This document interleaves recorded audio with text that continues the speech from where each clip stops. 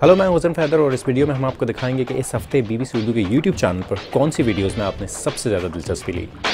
पहली video Pakistan super league का final रहा जिसमें इस्लामाबाद यूनाइटेड और कोयटा ग्लैडिएटर्स आपस में मद्दे मुकाबले थे। इस वीडियो को आप लोगों ने बहुत ज़्यादा देखा।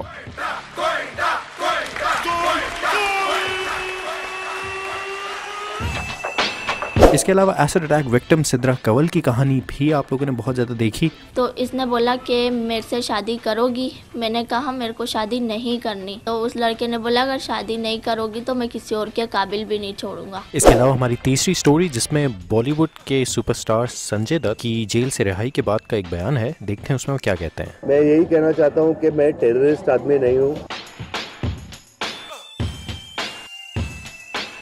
अगर आप ये वीडियोस दोबारा देखना चाहें तो इस वीडियो के साथ दिए गए इनबॉक्सेस पे क्लिक करें और सबसे इम्पोर्टेंट बात, हमारे YouTube चैनल को सब्सक्राइब करना ना भूलें।